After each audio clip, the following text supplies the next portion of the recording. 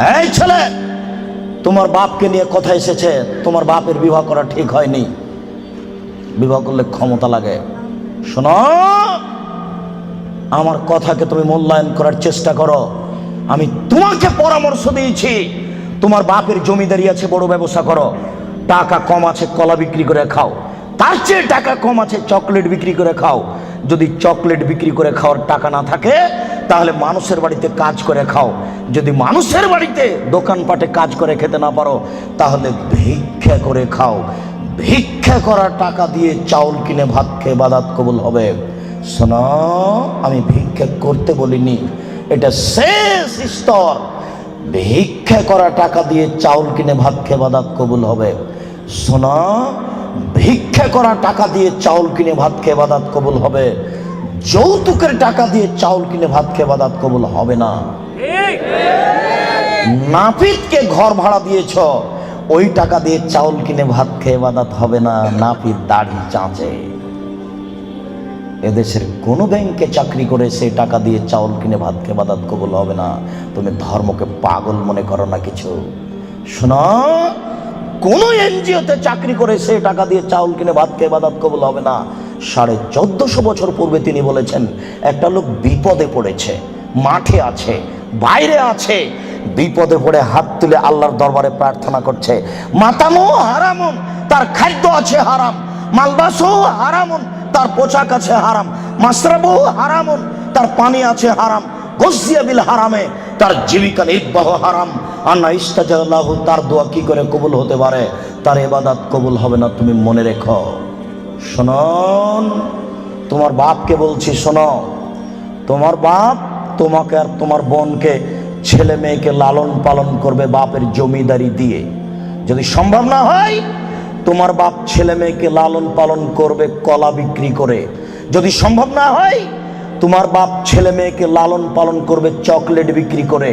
যদি সম্ভব না হয়, তাহলে তোমার বাপ ছেলে মেয়েকে লালন পালন করবে দোকানে কাজ করে, মানুষের বাড়িতে কাজ করে। যদি সম্ভব না হয়, তোমার বাপ ছেলে মেয়েকে লালন পালন করবে ভিক্ষা করে। তোমার বোন গার্মেন্টসে আসলো কেন বলো তুমি? তোমার বাপ ধর্ম দেখাচ্ছে? আমি মনে হয় কথা বুঝাতে পারলাম না। তোমার বাপ তোমাকে আর তোমার বোনকে কিভাবে লালন পালন করবে শেষ পর্যন্ত? ভিক্ষা করে। তারপরে তোমার বোন গার্মেন্টসে আসতে পারে না। আমি বুঝাতে পারলাম না। তোমার বাপ শেষ পর্যন্ত তোমাকে আর তোমার বোনকে কি করে খাওয়াবে? ভিক্ষা করে। ভিক্ষা করা অপছন্দ, তবে জায়েজ। আমি কখনো ভিক্ষা করতে বলিনি, তবে ভিক্ষা করা যায়, যেটা হলো উপার্জনের শেষ পথ। আমি মনে হয় পথ বুঝাতে পারলাম না। শোনো, তোমার বাপকে আল্লাহ রাসূল 5টা দিয়েছেন নীতি। 5টা ক্ষমতা থাকলে বিবাহ করো, তাছাড়া করো না। 5টা ক্ষমতা থাকলে বিবাহ করো, তাছাড়া করো না। 1, যে মানের খাচ্ছ সে মানের খাওয়াবা। 2, যে মানের পড়ছ সে মানের পড়াবা। 3, কখনো স্ত্রীকে কটু কথা বলবা না। স্ত্রী রান্না করে দেয়, ঘর বাড়ি ঠিকঠাক করে দেয়, স্ত্রীর সাথে মিলে শান্তি পাওয়া যায়, তার মুখের উপরে মারো কি করে কাপুরুষ? তাকে গালি দাও কি করে? ও তোমার সব, তোমার শান্তির মাধ্যম। তুমি তার সাথে মেজাজ কড়া করে কথা বলো কি করে? আল্লাহ রাসূল বলছেন, খাইরুকুম খাইরুকুম লিআহলি ওয়া আনা খাইরুল লিআহলি। পৃথিবীতে তোমাদের মধ্যে সবচেয়ে ভালো পুরুষ হচ্ছে ওই যে তার স্ত্রীর কাছে ভালো। আমি মুহাম্মদ সাল্লাল্লাহু আলাইহি সাল্লাম, আমার স্ত্রীর কাছে আমি ভালো। বহুত কামিনা পুরুষ হচ্ছে ওই যে স্ত্রীর কাছে খারাপ। আপনি স্ত্রীকে গালি দেবেন কেন? আপনি স্ত্রীকে কটু কথা বলবেন কেন? কেন আপনি স্ত্রীকে কটু কথা বলবেন? কখনো না। ওর বুদ্ধি কম। ঝগড়া তর্ক লেগে গেলে, যখন খুব জোরে স্ত্রী আপনার কথা বলছে, তখন একটু থেমে যান, আপনি একটু চুপ হন। কেন? ওর বুদ্ধি কম। আপনি যদি মনে করেন আমি তার চেয়ে বেশি কথা বলবো, তাহলে আপনার বুদ্ধি কম। আল্লাহ নবী বলেছেন, কার বুদ্ধি কম? মহিলার। আপনি যদি তর্কে বেশি কথা বলতে চান, তাহলে এখন বুদ্ধি কার কম? আপনার কম। কেন আপনি তর্ক লাগলেন তার সাথে? খুব জোরে বলছে, আপনি চুপ হন, কটু কথা বলতে পারবেন না। অন্তত 3টা কথা মনে রাখবেন। 1, কখনো বলবেন না যে তোমার ঠোঁট মোটা। একবার বললে 10 বছর আপনাকে ভালোবাসবে না। 2, কখনো বলবেন না স্ত্রীকে তোমার রং কালো, খালি বলবেন তুমি এত সুন্দরী, তুমি এত সুন্দরী, তোমার মতো কোনো নারী দেখি না। সারা রাত পা টিপে দিবে, কখনো আপনি বদনাম করবেন না। 3, ভুলেও কখন শ্বশুর শাশুড়ির নিন্দা করবেন না। হ্যাঁ, তোর বাপ অমানুষ, টাকা দিতে চার দেয়নি, এরকম কোনো কথা বলবেন না। একবার শ্বশুর শাশুড়ির নিন্দা করলে আপনার স্ত্রী মরা পর্যন্ত কোনোদিন আপনাকে ভালোবাসবে না। 4, কখনো মুখে মারবেন না।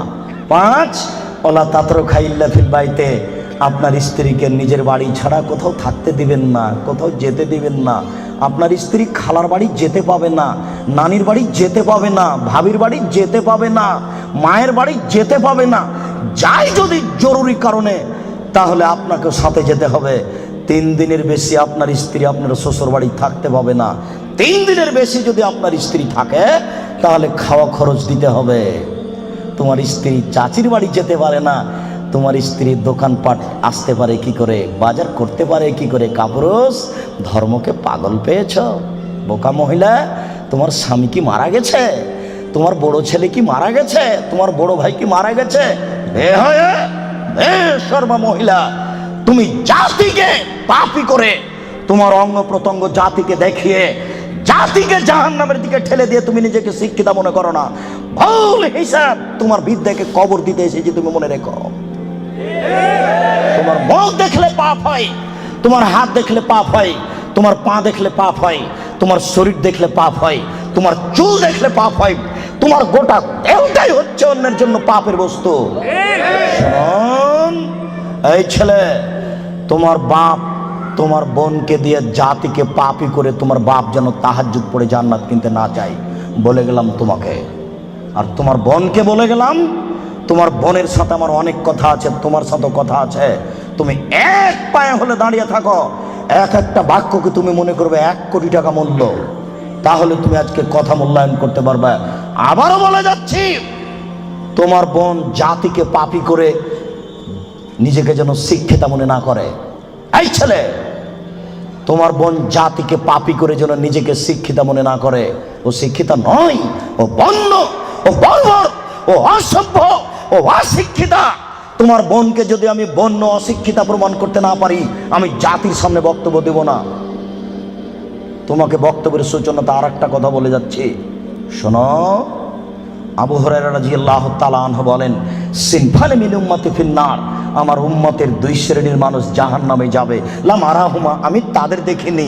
আবার শোনো সম্মানিত মুরব্বী, একটু দেখুন, আল্লাহ নবী বলছেন আমার 2 শ্রেণীর মানুষ জাহান্নামে যাবে, আমি তাদের দেখিনি। আমার উম্মতের 2 শ্রেণীর মানুষ জাহান্নামে যাবে, আমি তাদের দেখিনি। আমার উম্মতের 2 শ্রেণীর মানুষ জাহান্নামে যাবে, আমি তাদের দেখিনি।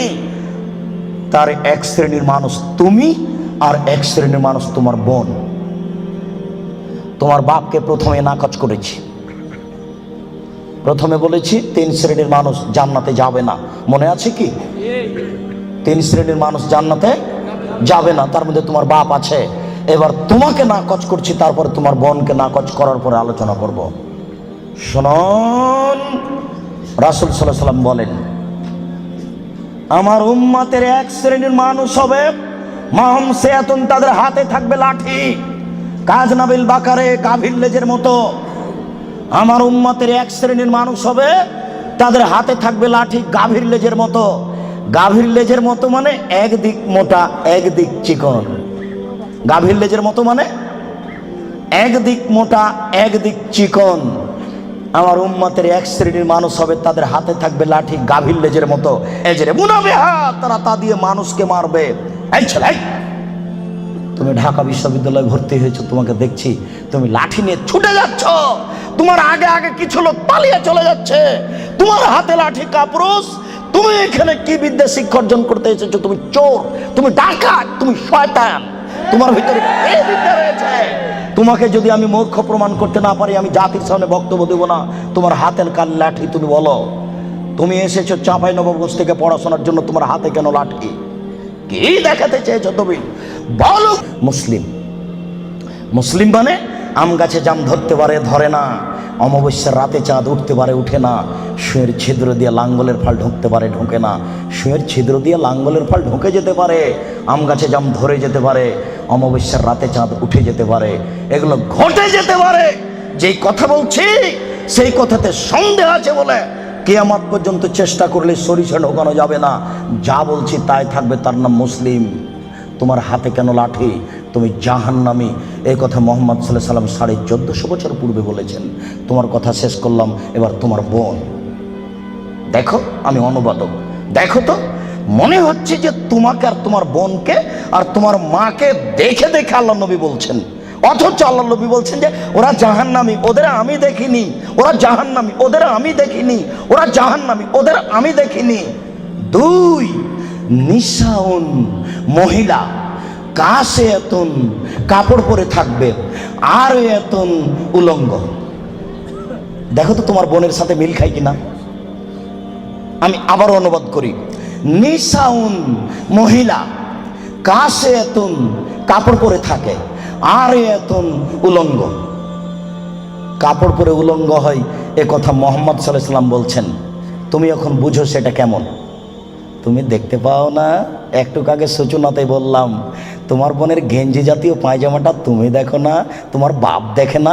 বাপ বেটা কি লজ্জা বেঁচে খেয়েছ? তোমার বোন কি লজ্জা বেঁচে খেয়েছে? শোনো, তাহাজ্জুদের নাম ঈমান নয়। শোনো, হজের নাম ঈমান নয়, লজ্জার নাম ঈমান। আল্লাহ রাসূল বলছেন, আল হায়া মিনাল ঈমান ওয়াল ঈমান ফিল জান্নাহ। লজ্জাই হচ্ছে ঈমান, ঈমানই হচ্ছে জান্নাত। লজ্জাই হচ্ছে ঈমান, ঈমানই হচ্ছে জান্নাত। লজ্জাই হচ্ছে ঈমান, ঈমানই হচ্ছে জান্নাত। লজ্জা নেই যার, ঈমান নেই তার। লজ্জা নেই যার, ঈমান নেই তার। ঈমান নেই যার, জান্নাত নেই তার। ঈমান নেই যার, জান্নাত নেই তার। ঈমান নেই যার, জান্নাত নেই তার।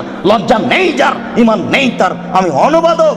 1450 বছর পূর্বে মুহাম্মদ সাল্লাল্লাহু আলাইহি ওয়াসাল্লাম কথা বলেছেন। এই ছেলে, তুমি তো তাফসির মাহফিল দিন রাত শুনে শুনে, আর ওই কণ্ঠ শুনে কি যে বলছে হুজুর, খালি বলে চলে যাচ্ছে কণ্ঠ সুরে, কেউ কিছু বুঝতে পারি না। 3 ঘন্টা তাফসির করার পরে হুজুর বলছেন যে এই আয়াতের তাফসির করতে আরো 2 দিন লাগবে। তারপরে বাড়ি যাওয়ার সময় সবাই বলছে বাপের বেটা আছে, বলতে পারে। বলল কি? বললো জি, সেই তো কি যে বললো। আমি কিন্তু রাজশাহী চাঁপাইনবাবগঞ্জের মানুষ। আমার দন্তাস তালে বসা, তালে বসা, তালে বসা। কাজে আপনি খুব ভদ্রতা বজায় রেখে একটু 19-20 হলেও আপনি বুঝার চেষ্টা করবেন। তবে আমি প্রাণপণে চেষ্টা করছি আপনাকে বোঝানোর জন্য। আমি আপনার কিছু না কিছু উপকার করবই করবো ইনশাআল্লাহ। আপনি খালি একটু ধৈর্য ধারণ করুন। ইচ্ছা করলেই সময় বের করা যায় না। 5 মাস থেকে এই সময়টা ঠিক করা হয়েছে, তবু কত ঠেলাঠেলি, এই দিনের উপরে যে কত আঘাত আসলো, তারপরও চলে এসেছিল। তার মানে এটা তাকদির। একটু মূল্যায়ন করেন, কাজ তো আপনার অনেক আছে। এই ছেলে, ওই যে 5 তলা বাড়িতে ওই যে ওরা স্বামী স্ত্রী এখন পতিতালয়ের মেয়েকে নিয়ে বসে আছে টিভিতে, তো তুমি আর আমি ঠেকাতে পারছি কি? ঠেকানোর আছে? তুমিও যাও, যে বসে থাকো, কিছু করার নেই। এসেছ, একটু ধৈর্য ধারণ করো। গল্প করবো না, নড়াচড়া করবো না, দোকান বন্ধ করো। ইচ্ছা করলে সময় বের করা যায় না। একটু ধৈর্য ধারণ করো, জীবনে কিছু করার চেষ্টা করো। তুমি মানুষ, বিচারের মাঠে পশুর বিচার হবে না। আব্দুর রাজ্জাক সাহেব বলেছেন, মানুষের তো বিচার হবে হবে, পশু প্রাণীরও বিচার হবে। পশু প্রাণীর বিচার মানে ওখানেই শেষ। একটা সিংওয়ালা ছাগল যদি একটা অসিংওয়ালা ছাগলকে গুতা মেরে থাকে, তা আল্লাহ রাসূল বলছেন, আল্লাহ তাআলা অসিংওয়ালা ছাগলকে সিং দিয়ে বলবেন, এই সে ছাগল, তোমার সিং দিয়ে দিয়েছি, তুমি এখন গুতা মেরে না। তারপরে বিচার শেষ। তার জাহান্নাম জান্নাত নেই। মানুষের জাহান্নাম জান্নাত আছে। একটু ধৈর্য ধারণ করুন, বোকামির পরিচয় দিয়েন না। ইচ্ছা করলেই সময় বের করা যায় না। আপনি কথাকে মূল্যায়ন করুন। এই ছেলে, কথা শেষ করছি অংশে, তুমি শোনো। তুমি জাহান্নামী, এই কথা আল্লাহর নবী বলেছেন। তোমার হাতে লাঠি, গাভীর লেজের মতো তুমি মানুষকে মারো। তোমার বোন জাহান্নামী। তোমার বোনকে আল্লাহ নবী বলছেন নিসাউন, মহিলা, কাছে এতুন কাপড় পরে থাকে, আর এতুন উলঙ্গ মমিল হাতুন, ওরা পুরুষকে নিজের দিকে বলে নাকি যে আমার নাম অলকা, আমার বাপের নাম গৌতম গুপ্ত, বলে নাকি? ওকে হিন্দুর মেয়ে, তোমরা বাপ কি জবাব দিবে? তোমার বাপকে তাহাজ্জুদ পড়ে জান্নাত কিনতে বলিও কাপুরুষ, ভুল বুঝেছে তোমার বাপ আর তুমি, ভুল সিদ্ধান্ত। তোমার বাপ তাহাজ্জুদ পড়ে জান্নাত পাবে না, তোমাকে বারবার বলে যাচ্ছে, তুমি মনে রেখো।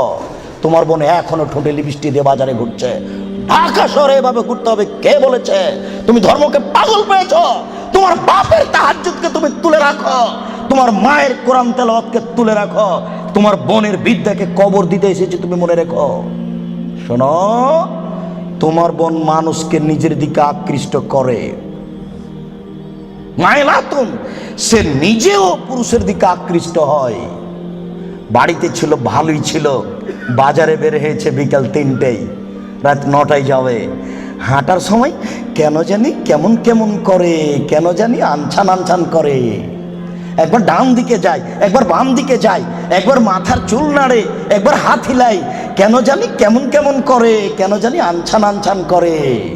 আল্লাহ নবী বলছেন ও নিজে পুরুষের দিকে আকৃষ্ট হয়েছে, লায়াত খোলা জান্নাত, ও জান্নাতে যাবে না, ও জান্নাতে যাবে না, ও তো জান্নাতে যাবে না, যাবেই না।